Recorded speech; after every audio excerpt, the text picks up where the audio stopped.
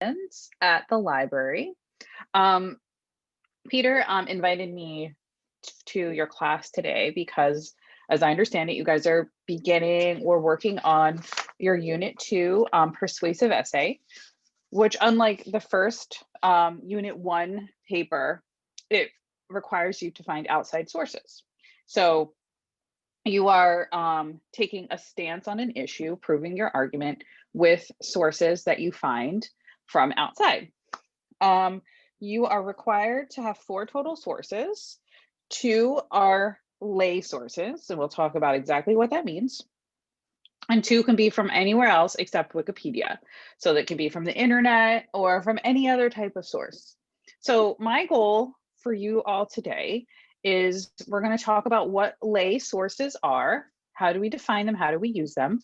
Then we're going to talk a little bit about developing keywords.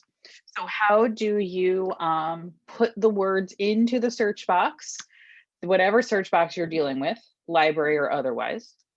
And then we're going to talk about how you find lay sources via the library. And then we're going to talk about a tool to help you organize all of your research and to help you create your works cited page. So then a little later, like in November, I'm going to come back and we're going to talk more about Unit 3 paper, which involves slightly more research and involves you using scholarly sources. So the reason I just introduced that to you is as you use some of the resources that I introduce you to today, you might stumble across some scholarly sources. They're not required for Unit 2. So don't feel like you need to incorporate them or attempt to understand them or attempt to really use them right now. That will come later. So we're really just focusing on lay or popular sources. All these things have a bunch of different words that essentially mean the same thing. For those of you guys who are early, shouldn't be more than an hour. I know I've done a bunch of Zoom sessions. I know sometimes it's not everyone's favorite learning style to sit at your computer and have someone talk to you for an hour. So I do invite you to ask me questions. For the majority of the time, I will be sharing my screen. So it'll be difficult for me to see you. And most of you don't have your camera on, which is fine. So if you do have a question, just stick it in the chat and I'll ask Peter to just interrupt me and be like, Kim, there's a question in the chat. Because sometimes when you're sharing your screen in Zoom, it makes all the Zoom windows unwieldy, but I'll try and keep an eye on the chat. But I don't want to discourage you from asking questions or interrupting me at any time. This is for you all to benefit. This is your session and your time to help you get introduced to the library. Well, you will use it beyond college writing, so this is really nice just for this assignment, but also for the future.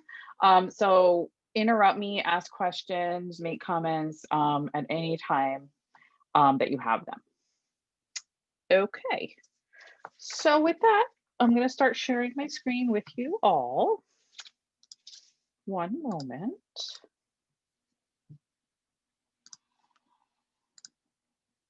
Okay. Now, before we start talking about lay sources, let's talk about Zotero, my favorite thing. So Zotero is an excellent tool that you can use in your browser. It's to help you organize, collect, and cite your research. It is so helpful when you're doing any kind of research assignment, especially one that you're working on for a couple weeks. I hope that you guys will love this and that you'll continue using it, especially during senior project time when you're working on a research project for up to a whole year. One of the things that this helps you with is all of your research is in one place. You don't have to worry about finding an email that someone's like, oh, here's something good, look at this email, or finding the right Google Doc where you stuck that article in or bookmarked it on this computer, but you only have your phone, so you can't get back to it. If you use this, all of your stuff is in one place and it's in the cloud. So it's not device dependent. So no matter where you are, as long as you have an internet connection, you can use this. You have access to your research. So I'm going to show you how to use it. I'm going to use it throughout today. And we're going to really use it next time as well when I come back and we talk about scholarly stuff. So it's totally free. It is a browser add-on. It works best with Chrome and Firefox. It doesn't work great with Safari and Edge, if anyone uses Edge. The reason is that those browsers are a little bit more closed down. They don't let their source code be as open. So it's harder for software developers to create these free add-ons.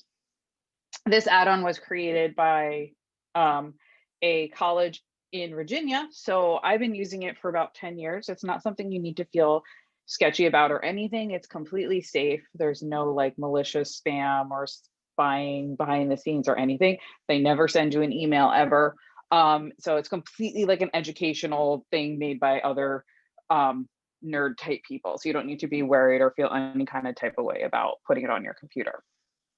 So how to get to it? Zotero.org, Zotero.org. We're going to press download. It has two components. It has the actual piece of software for your computer. I'm using a Mac, so it detects that. If you had a PC, it would detect that. And then I already have it on my computer, so I'm not going to press download. But if you want to use this, you would do that. And then there's the connector for your browser.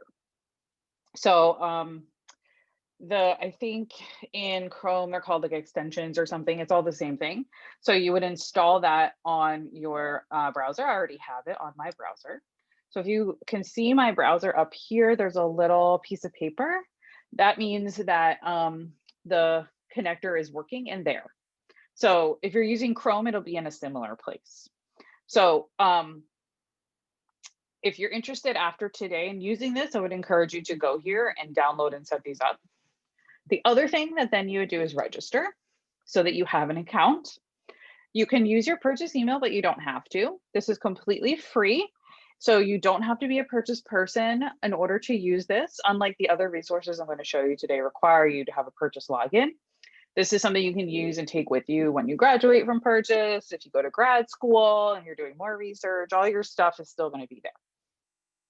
So once you register, they'll just send you an email. It's the only time they ever email you, just to confirm that you're a real person and not a robot, and just to like confirm your account.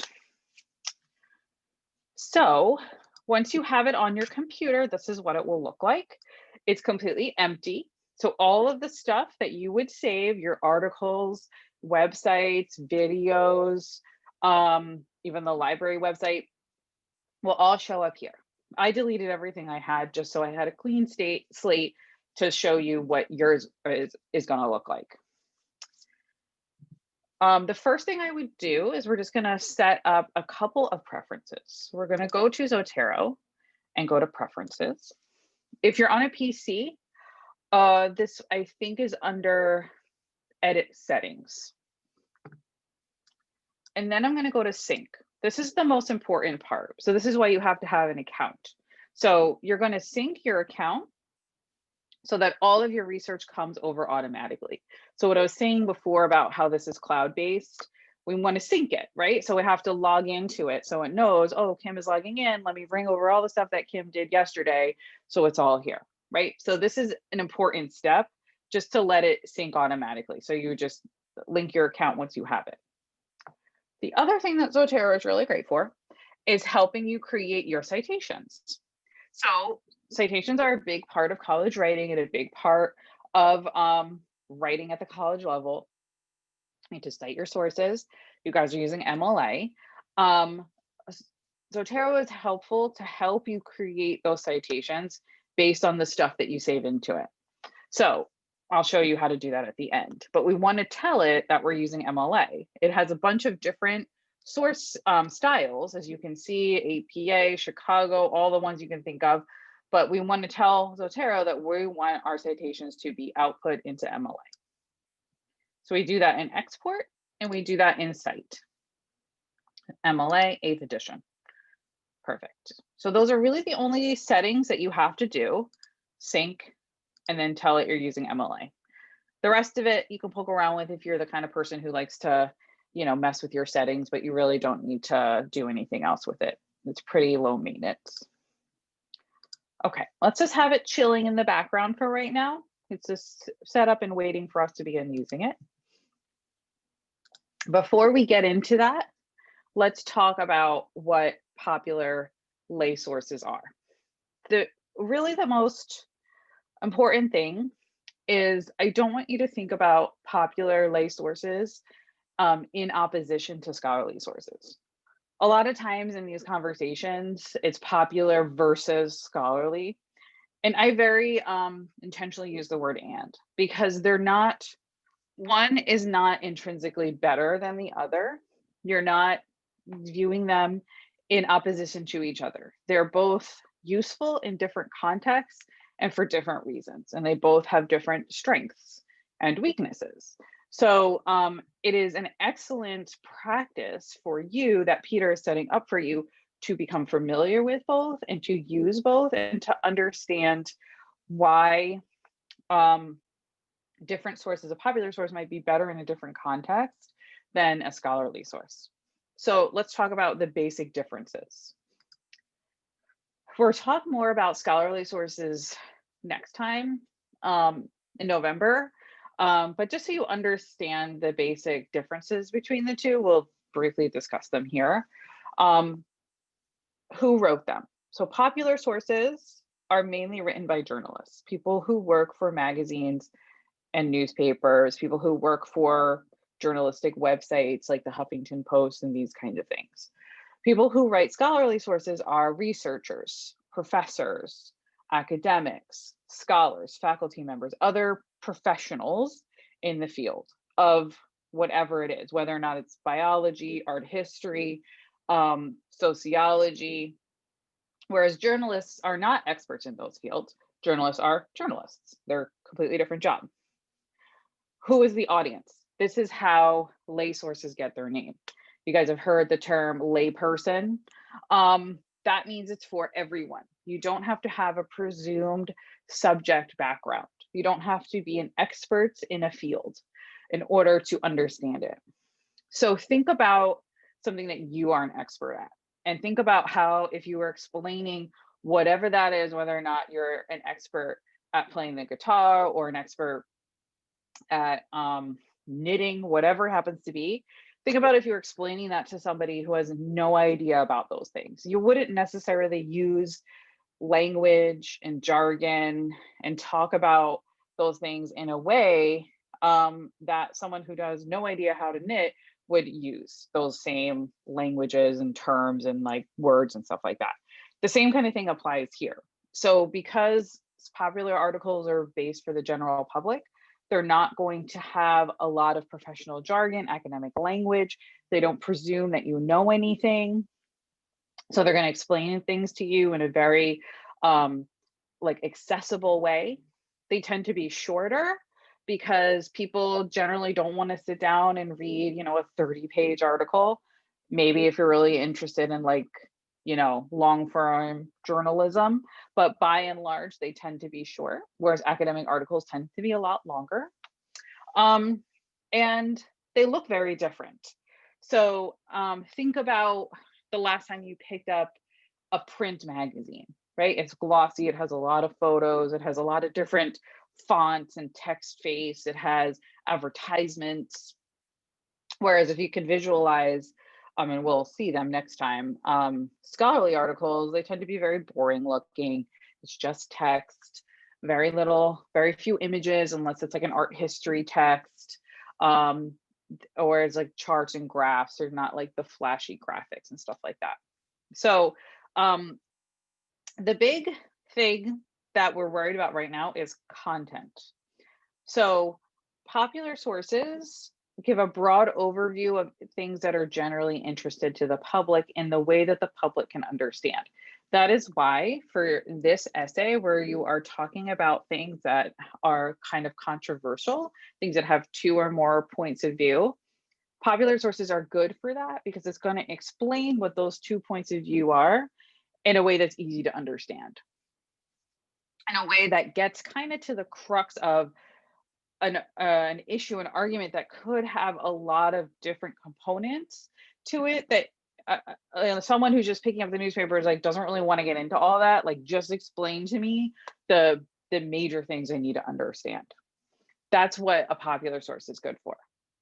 Also, a popular source is good for things that are newer.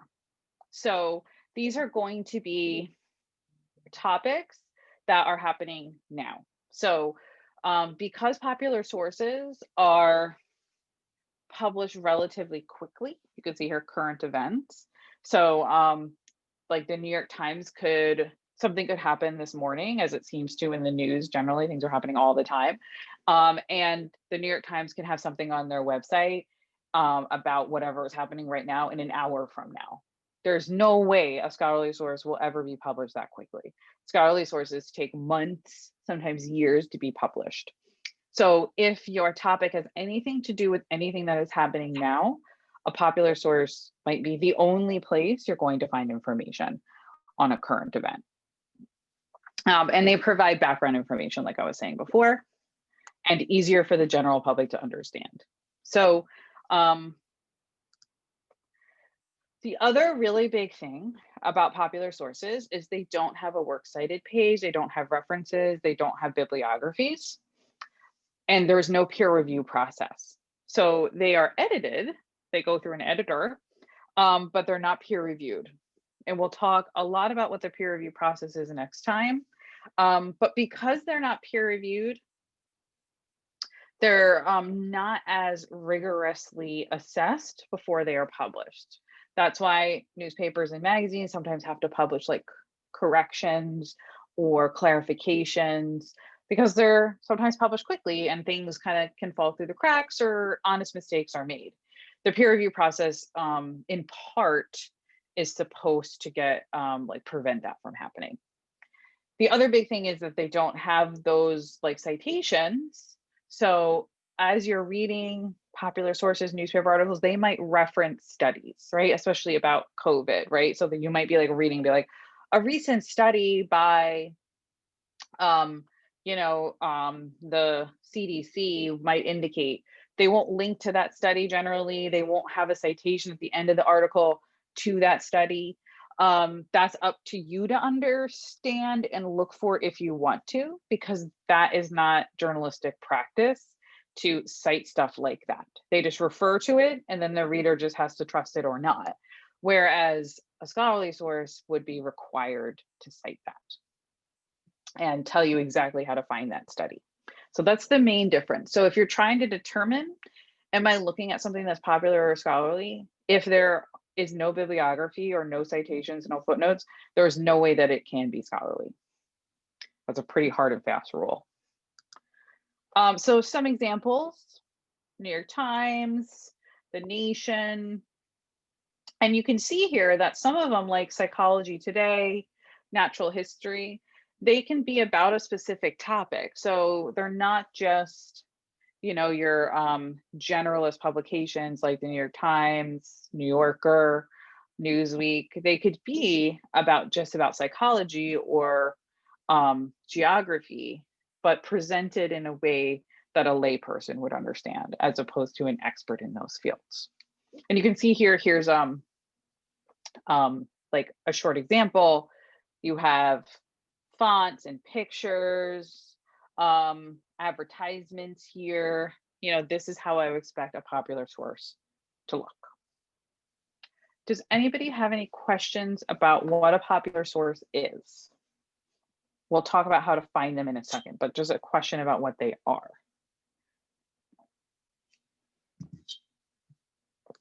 I'm just briefly looking at the chat. Everyone seems cool. Okay, not seeing any questions, but if you think of one, throw it in the chat. Okay, so before we get to how do we find them, let's think about your topic.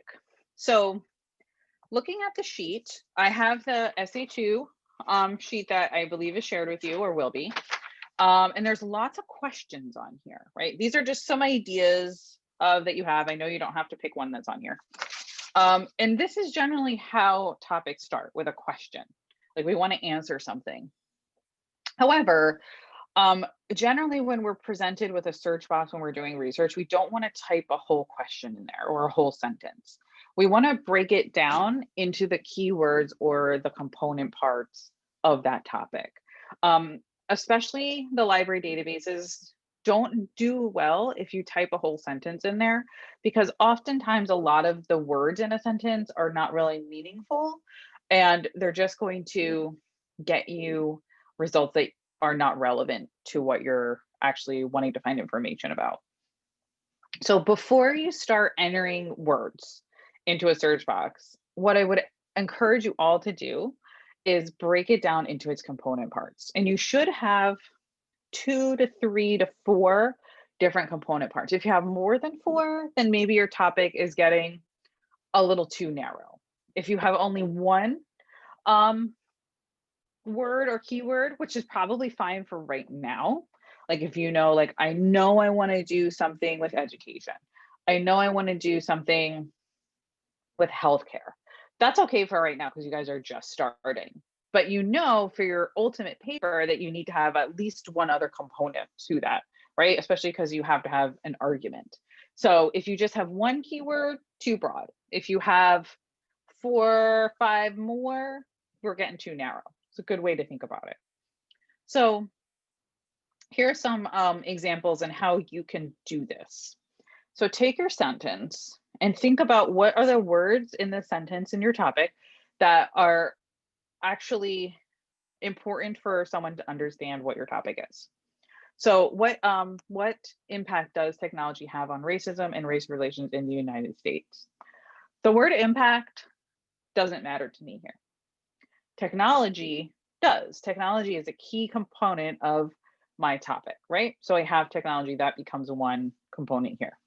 The other component, racism and race relations. Those are the two major things. And then I also have a geographic limiter, like the US. So I have that here. That's important because sometimes, especially with these topics that have a controversial bend, where the context in which you're talking about matters. So by default, I think we assume that we're talking about the United States because that's where we all live, and at least where we're all going to school right now. That may not be where you live. So for some of you, especially if you're talking about things that are really unique to the United States, you may want to clarify that. You may want to be like, okay, healthcare, and talking about access to healthcare is very different in the United States than in most other countries, and that might matter to you.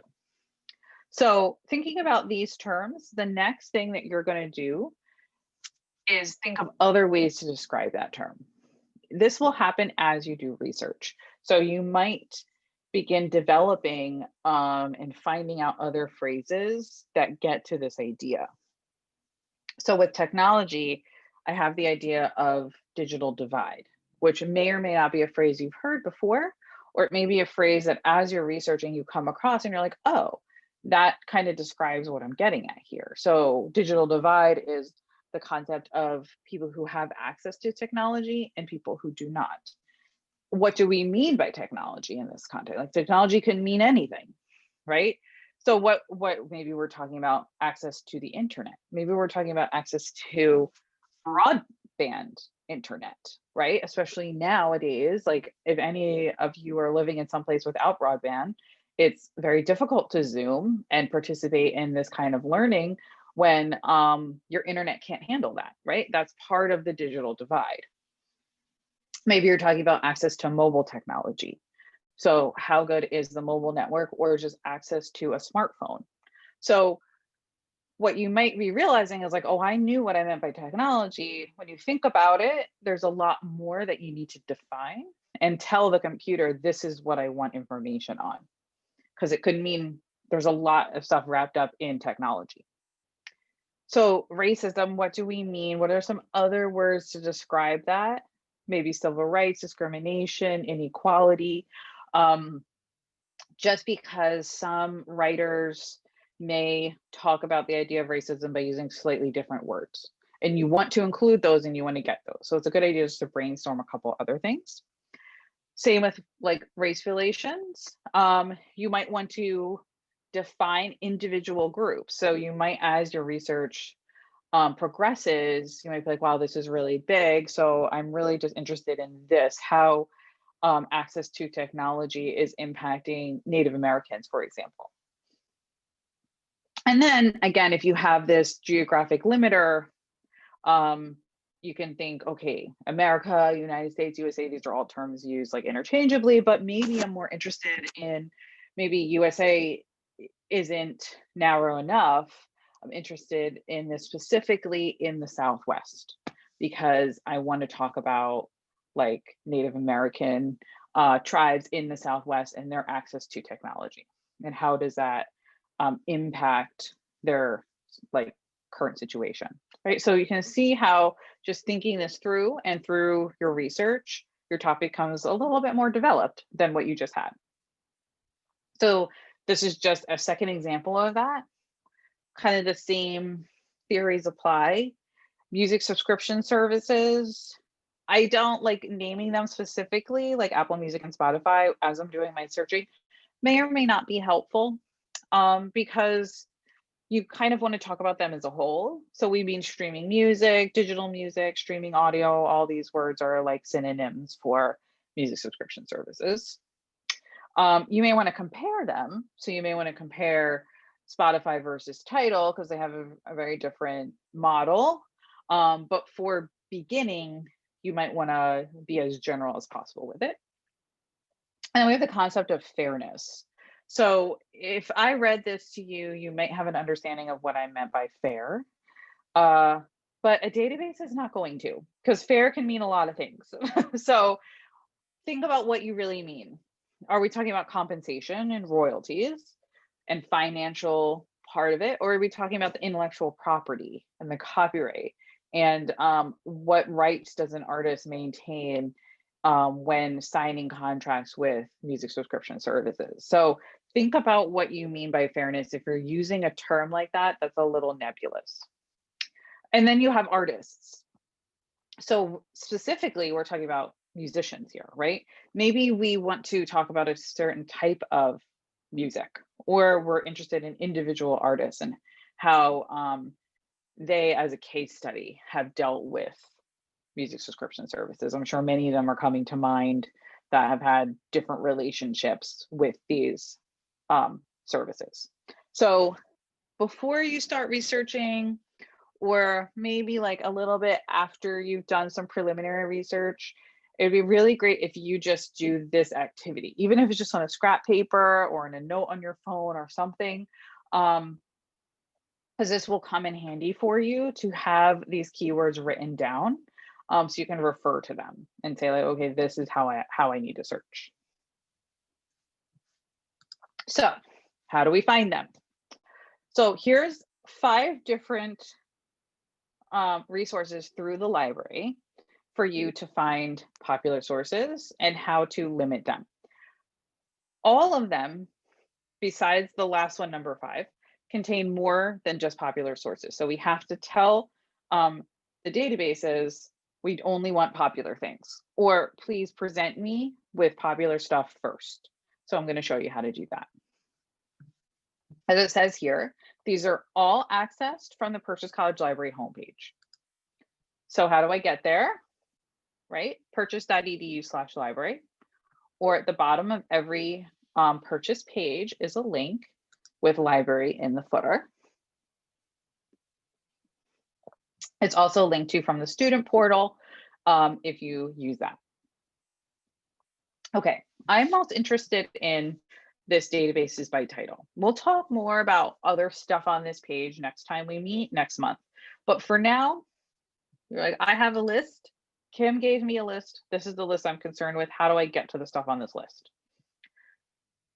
Let's talk about this one in orange first. Opposing viewpoints in context. I think this database is perfectly made for this assignment because it is what it says. It's opposing viewpoints in context, meaning they provide article context about controversial topics, which could not be more perfect for what you are tasked with doing, especially if you're still looking for ideas and you want to be like, okay, what is an other side of this topic? So Purchase College homepage. Maybe we want to save this to our Zotero so we never forget how to get here. So we see here that my Zotero icon looks like a little piece of paper. Click on it, and it's saving it to my library. So this is the default way that it saves stuff. Everyone is presented with this major My Library where everything gets stuck in there. Maybe you really love Zotero and you want to use it for multiple classes. So let's organize this a little bit. We're going to create a collection or a folder for this class, and maybe even for this paper. So let's create College Writing Essay 2. So now everything that I save from this point going forward is going to be in my College Writing Essay 2 folder. I don't want it mixed up with anything. Maybe I'm in a music seminar, or my biology class also has a research component, and maybe I want to create folders for those things as well, but I only want my college writing stuff to stay in one place. So I make sure that that folder is highlighted. If I want the library homepage to stay in there, all I have to do is drag it, come over, and put it into my College Writing Essay 2. So now it lives in this folder. As you can see here, it identified it as a web page. This is what Zotero is excellent at, is trying to determine the thing that you're looking at so that it could capture the metadata it thinks it's going to need so it can cite it later. See, author here is left blank because most web pages don't have a individual author, right? So this web page was authored by Purchase College Library. Maybe here it took the title over as library, and you're like, well, really, it's Purchase College Library. So you can click on it and edit it. Anything that you feel like Zotero didn't capture accurately enough. So it's living in there. We can always remember how to get back here. Okay, let's go to databases by title. Opposing viewpoints and context is what we're looking for. So we're going to scroll down to O. Here it is. Then we're going to press go. Off campus, presumably most of you are off campus. You're going to log in with your purchase credentials. And then we should get into the database. Okay. So here it is. You can search for topics, or if you're beginning and you're not sure, I would encourage you to come here to browse issues. These are all the issues that opposing viewpoints and context touches on in some way. So you can see here, there are things that are very new to what's being talked about now.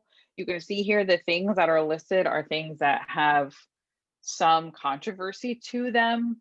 They have 2 or more sides. This is a great place for you to begin searching on stuff or getting a deeper understanding, because you need to have the other side of the argument, right? So if I'm interested in advertising junk food to children, I might scroll through here and see, oh, they have a whole topic on junk food. That is a good place for me to start. So what happens? What do I get? So it gives you an overview of what junk food is as an issue written by the people who make this database. But then it has all these, this is the in context part, right? They have all these things that talk about this issue of junk food. There's a lot of other things that can go along with junk food. My topic has 3 components, right? Junk food, marketing, children. Someone else might be talking about junk food and processed food in relation to diabetes, right? That's a completely different topic. So this is just talking about junk food. So you might get other things on here, not just about your nuanced, your idea of what your topic is. What you're interested in are the magazine sources, because we know that magazines are popular, and news, because we know that news are popular. We're not interested in these academic journals for right now. You're not required to have them, so you can kind of just use them for a later thing. But you can see here, and you can scroll through. Okay, here's an article. This is a viewpoint. So this is someone saying, a viewpoint essay that unhealthy food should not be marketed to children. This is someone's opinion, and this is a commentary. So this person is saying, based on all of this stuff, this is what I believe, and this is why. So do be aware that popular sources, unlike scholarly sources, can have a lot of different functions. They could be to just inform you, but they could also be to persuade you of something. Whereas a scholarly source, by and large, tend to have a more neutral tone. So this article is saying, okay, unhealthy food should not be marketed to children. That is my opinion, the opinion of this author, and I'm going to tell you why I think that. So this is something you can cite, and maybe it supports what you're trying to argue, or maybe you're going to use this and argue against it in your paper. So you can come over here. Maybe you want to save this. This is good. You save it to my college writing essay 2.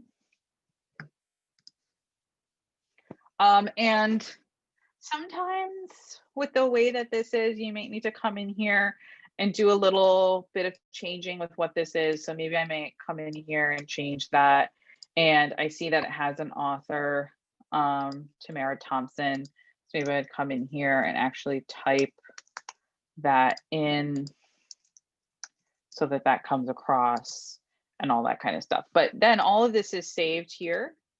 Here's the link to it, so you can always come back to it. But also what's nice about this is there's a little notes field.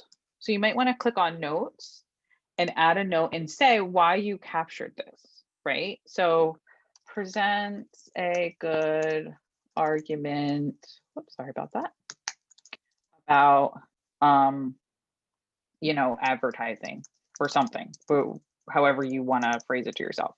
But you can make this little note, and this note will always be tied to this source. So you can go back and be like, okay, this is why I want this. This is what's good about this. And then you can always come back here with the link, right? So take a look, see if you're convinced, but also this is nice because it gives you some other places that you can go for more information.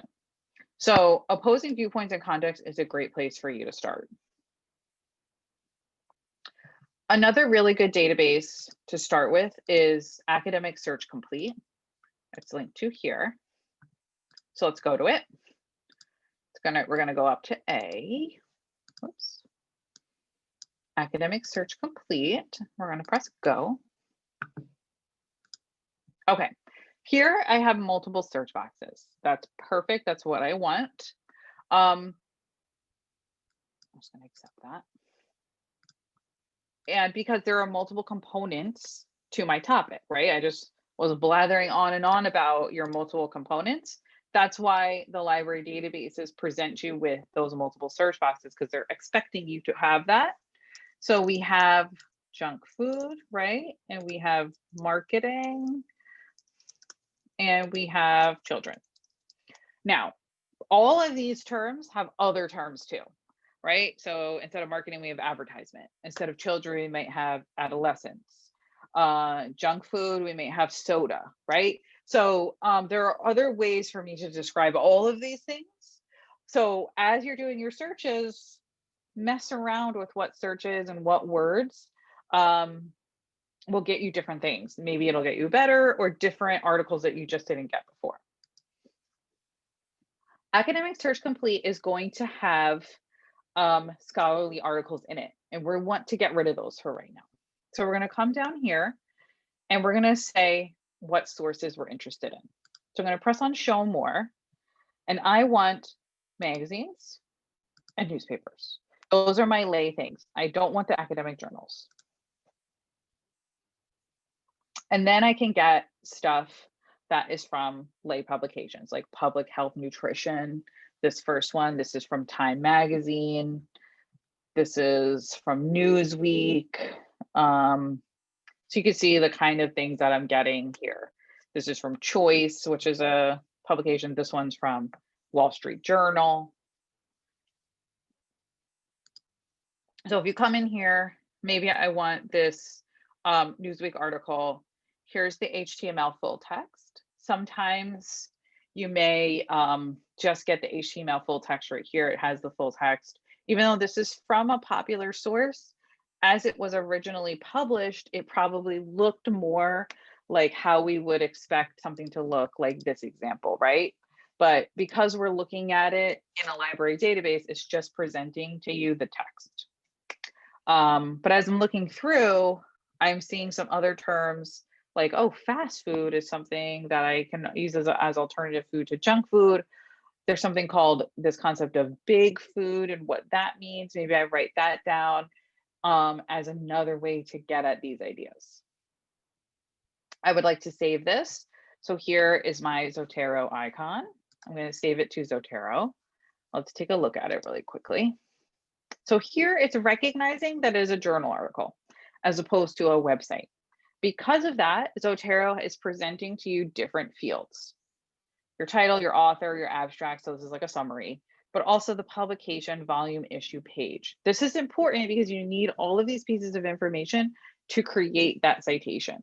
That's what Zotero is so skilled at, because it's recognizing that's a journal article and recognizing that journal articles are cited differently. And it's helping you do that and helping you capture that information. So Academic Search Complete, great. Also a great place for you to start.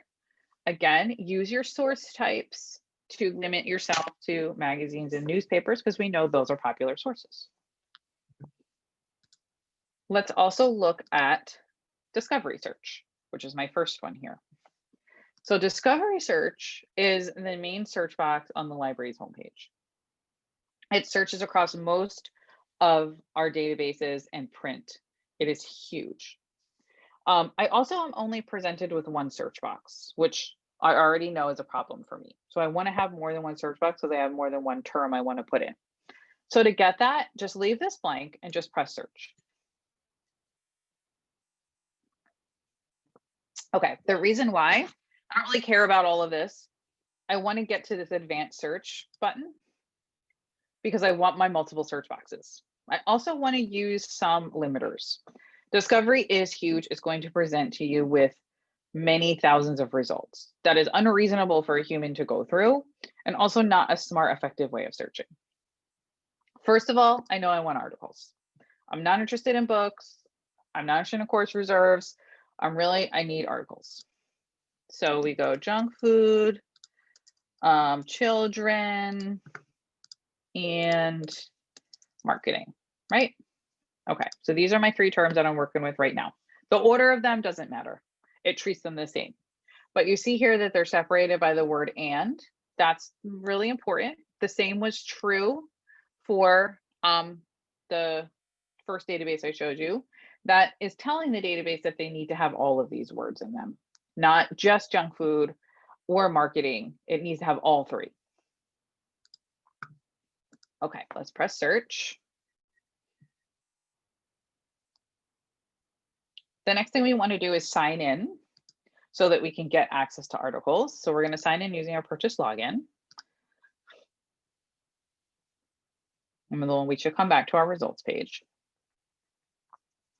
Like Academic Search Complete, Discovery Search is going to have scholarly articles.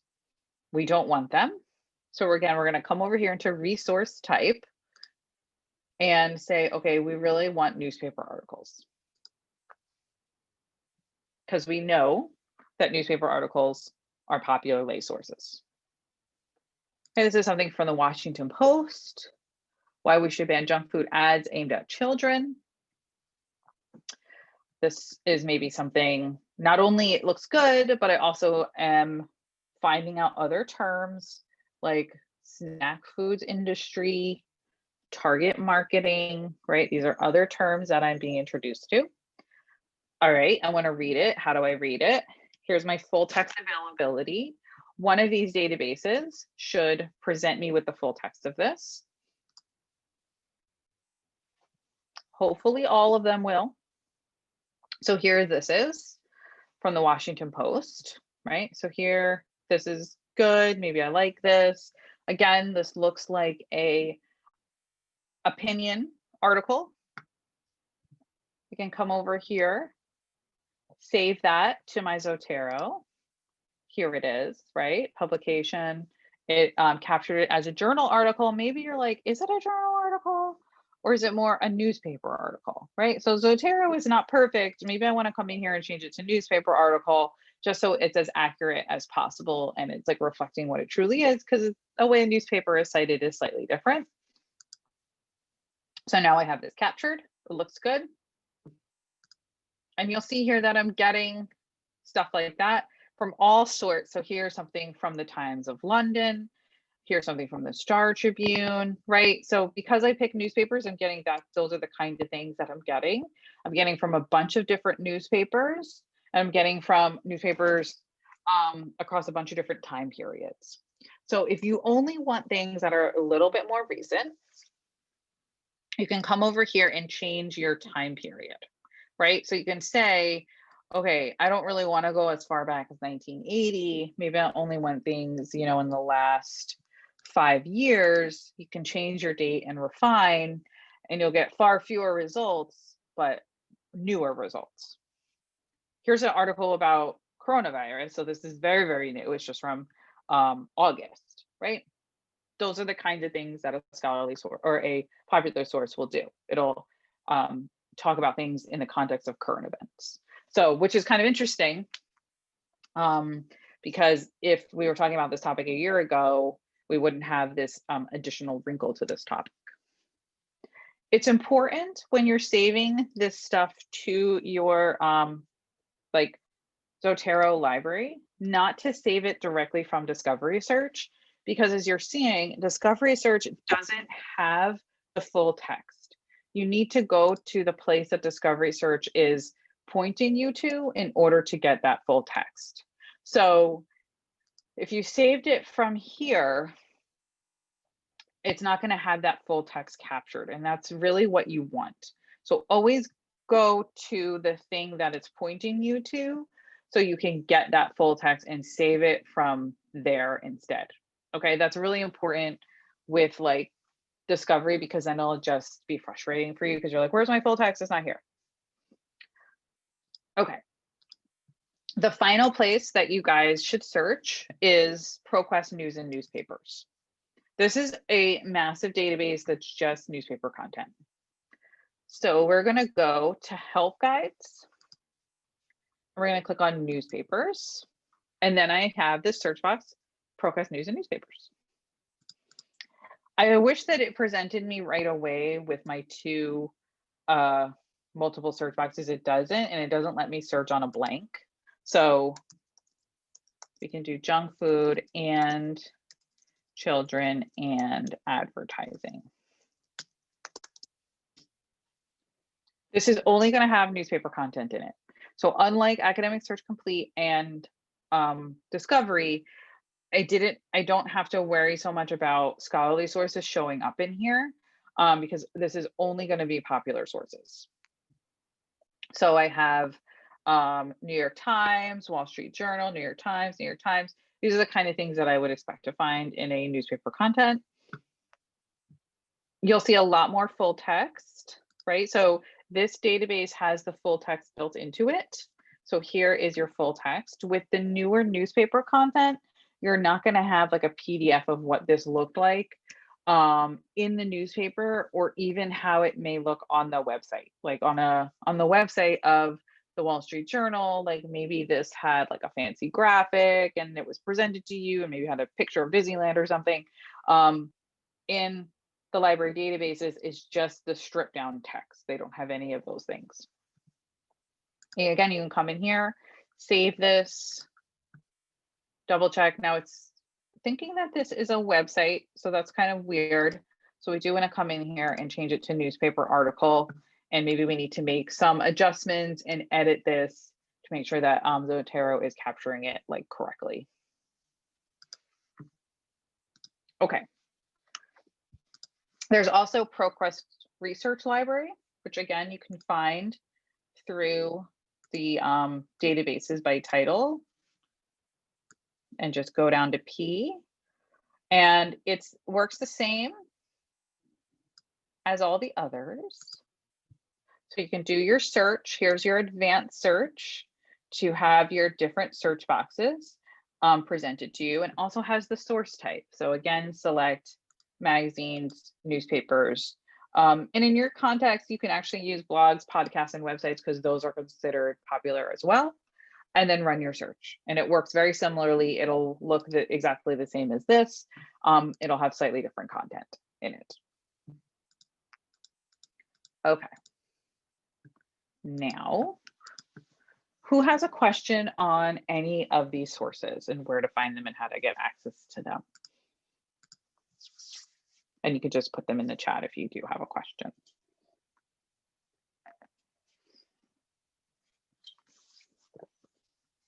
Everyone good? Want me to review how to get to them? Okay, good. All right, so the final thing that I want to show you, and we'll do more of this in our next session, but I promised you that Zotero can help you with your MLA, right? So the reason why I went in here and was looking at stuff and correcting stuff is I want Zotero to create the best citations possible for me. I never want to trust a citation generator like wholly. It's just a computer using an algorithm to create a citation. A computer is always going to make a mistake that we need to fix. However, it could be a really excellent starting point, and 9 times out of 10, it's going to be like a 99% right. We just need to do a little bit of correcting to make sure it's right, so you don't look like you made a silly mistake in how to cite something.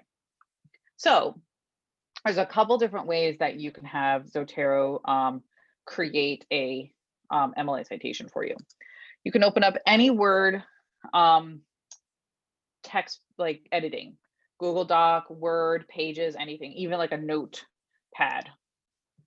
And you can take what you have and drag it and drop it in. Because I told Zotero that I was doing MLA, it will default to MLA because that is what I told it to export at. Looking at this, it looks okay. I'd have to double check my authors here. This has a ton of, well, it only has 3 authors. I have to remind myself of the MLA rule for the et al. But that's really the only thing that looks wrong to me here. But that's what's important to make sure that you have the things cited correctly, because this is completely dependent on the information here, right? So you can see that I can drag and drop stuff. You can also do a shift click and select everything and right click and create bibliography from items. And then here you can say MLA, and I want you to create a bibliography as a rich text file, which is a Word document essentially. Save it as HTML, copy it to your clipboard so you can paste it into something, or print it, which essentially means like a PDF. If you export it out this way, Zotero will organize your bibliography as it is meant to, which is alphabetical by author last name.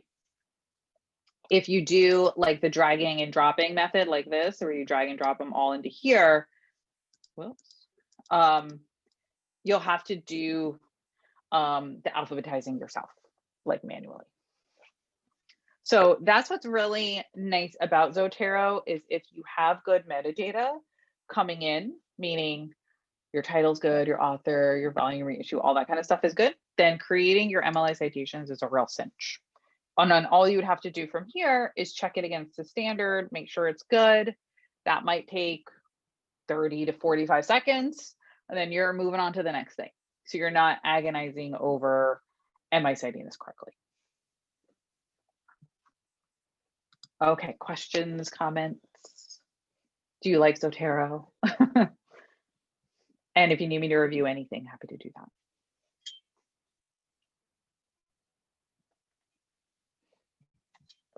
Let me just open my chat up so I don't miss anything from you guys.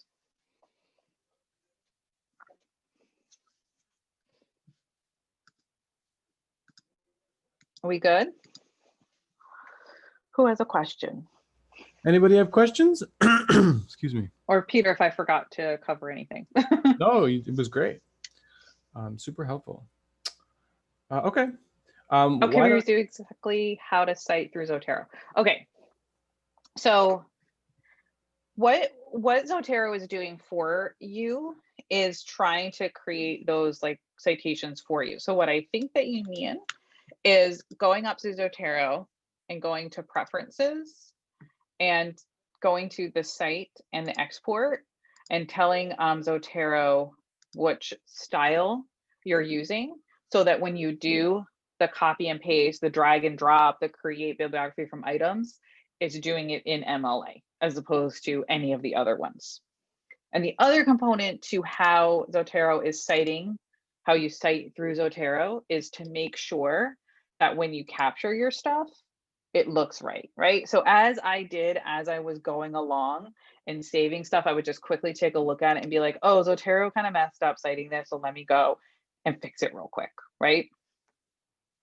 So then when I do this, it's citing it as correctly as possible. So that's how you're citing things through Zotero. Does that answer your question? I hope. Hold on. Where's my chat? Went away again. Yeah, if that doesn't. Yes, great. Thank you, Hannah. Any other questions? And some of you might use like BibMe and Citation Machine. They work similarly to Zotero. I find Zotero to be a little smarter because it's smarter at detecting what you're looking at. Zotero has one of those type things. It's called Zotero Bib. If you don't want to download the whole like Zotero client, it'll do something like similarly to what BibMe and like Citation Machine do. And you can create it like that. After the drag and drop, it always, Kaya's question was, is there anything we have to add after the drag and drop, or is it correct? It's correct a good amount of the time, as long as the metadata that it saves is correct. However, always check it. Always, always, always. So what I mean by that is if you go back to the library's homepage and you go to citation, and here's MLA, always check it against the style guide. We used to do OWL Purdue, if you have heard of that one. We don't use OWL Purdue anymore because they were bought by a for-profit company and they have a lot of pop-up ads and videos, and it's kind of annoying for students to have to deal with that, and that we don't really want to support a website that's annoying for you all. So most libraries are now using this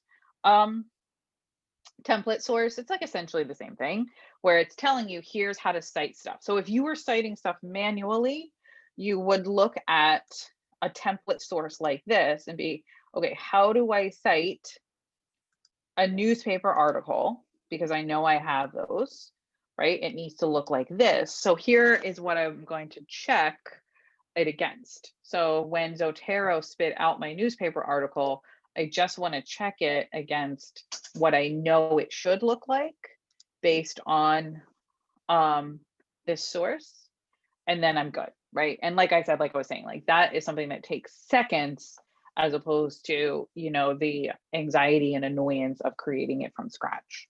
So it's right a pretty good amount of time, but always, always check it, because you are always smarter than the computer in every context. Again, Zotero is just a computer program. It's using its programming to guess how that MLA citation should work. It'll make mistakes sometimes. Sometimes it'll be perfect and take and do some of that work for you. Other questions?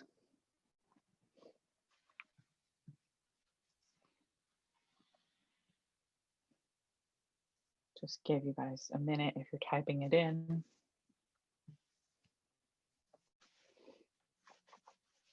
And as if you're typing your questions, there's one last thing I want to show you. I'm sure you're using Moodle.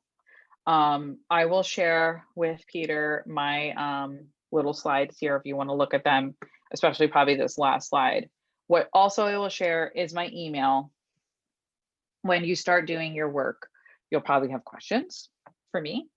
But if you have questions at a time when I'm not available, or you want to ask someone else, on the library's homepage, there's this Ask a Librarian link, and I want you to be familiar with it, not only for college writing, but for everything. There's so many ways to get help from us.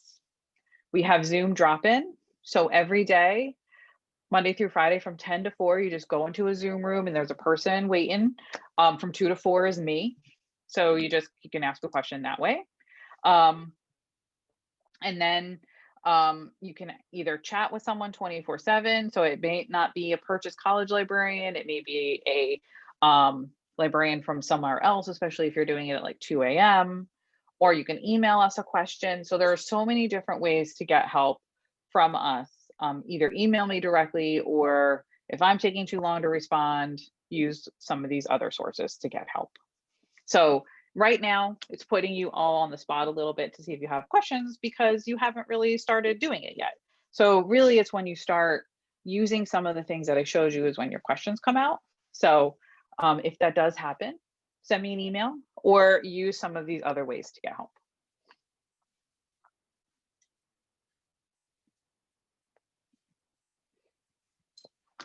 Okay. All right, so if everybody doesn't have any other questions, I will share all this stuff with Peter so you can put it on your Moodle. But that's all I have for you.